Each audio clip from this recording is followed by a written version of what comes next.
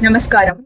In a small village called Thirukkurungudi, which is not very far from Tirunelveli, there was a great devotee, and he was born in a family of dog eaters, but he was a pure vegetarian, and above all that, he was immensely devoted to the Supreme Lord.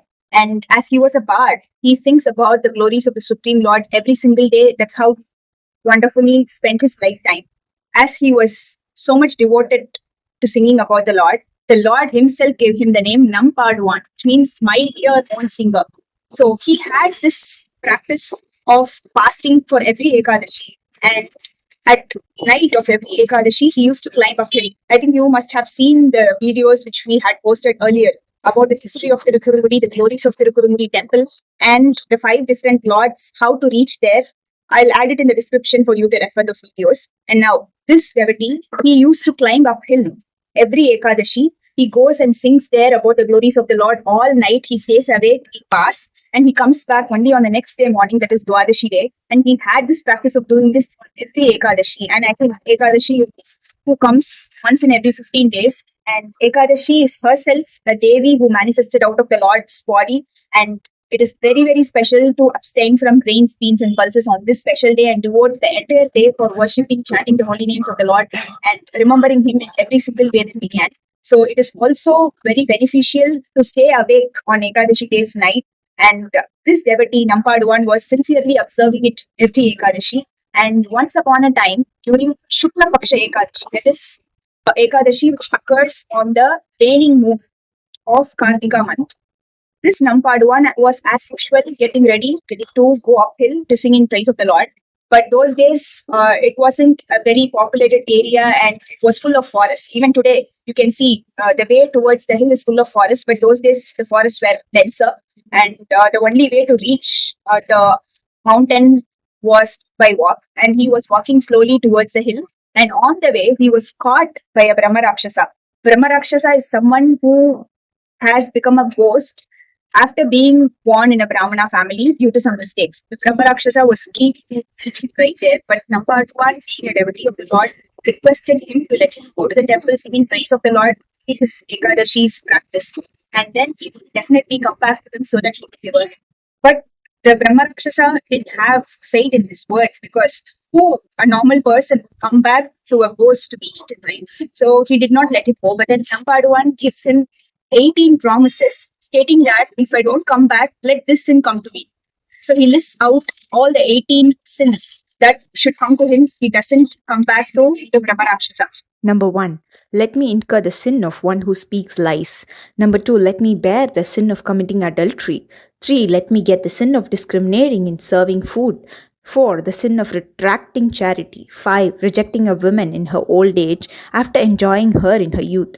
Number 6. Performing rituals and engaging in lust on the same day. 7. Insulting a host after eating. 8. Breaking a marriage promise. 9. Eating on sacred days like Shashti, Ashtami, Chaturdashi or Amavasya without bathing. 10. Breaking a vow of charity. 11. Lusting after the wife of one who helped me. 12. Violating sacred relationships, approaching the wife of a guru or a king. 13. Showing favoritism in marriage. 14. Abandoning a chaste wife. 15. Preventing animals from drinking water. 16. Committing the 5 great sins, killing a Brahmana, drinking liquor, stealing gold, breaking vows, and associating with sinners. 17. Worshipping other demigods over the Supreme Lord Vishnu. Number 18. Equating Lord Vishnu with other devatas. So after the 18th promise, the Brahma Rakshasa was surely convinced about the truthful nature of Nampadwan, so he allowed him to go to the temple. So Nampadwan was grateful. He went to the temple, praised in glories of the Lord.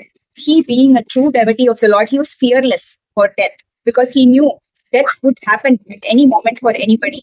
And when we remember the Lord all the time, death or life doesn't matter. So he was singing praise of the Lord all night, and he was satisfied, and he was ready to go back to the Brahma Rakshasa. Now, the Supreme Lord himself wanted to test his truthfulness, and came in guise of an old man and warned him not to go by that forest area, because there was a Brahma Rakshasa who would catch him. But then Nampadwan says he had promised the Brahma Rakshasa that he would return, and he cannot go against his own words. So he goes back to the Brahma Rakshasa, and Brahma Rakshasa was really moved that this Nampadwan, he really kept his word, so he's not a normal person and he could really take his help. So Brahma Rakshasa tells about his previous life. He was a Brahmana named Soma Sharma and he was collecting funds for the Lord's sacrifice. But then, out of greediness, he took the money for his own sense gratification and then he was cursed to become a Brahma Rakshas and that's why he's dead. And he requests Nampaduwan to give the merit of the songs that he sang in praise of the Lord. But then Nampaduwan says he would be happy to help. But then he did not sing to get any such merit. The only merit he wanted is the pleasure of the Lord. But then Brahma Rakshasa stresses again. Please give me the merit at least of the last song that you sang, which was set in Kaisika Ragam, Kaisika Pan. And now Nampaduwan wanted to help and he says, though I did not do it for any kind of merit, but definitely the Nama of the Lord, the glorifications of the Lord, the chanting of the Lord has immense merits. So let me give that to you. And as soon as the merits were given to him, he was freed from the Brahma Rakshasa body and he was taken to the abode of the Lord in Vaikuntha. So such is the glories of the holy names, and especially in this Kali Yuga, chanting, glorifying the Lord's name, singing His names is the only means of deliverance for all of us, and it is the easiest process. We can chant and sing the Lord's name anywhere and everywhere. Anybody can do that at any time, at any situation of life. So this story is actually told by Lord Varaha himself to his eternal consort, Shri Bhumi Devi, Mother Earth, when she wanted a solution to deliver her sons and daughters who are the inhabitants of the earth.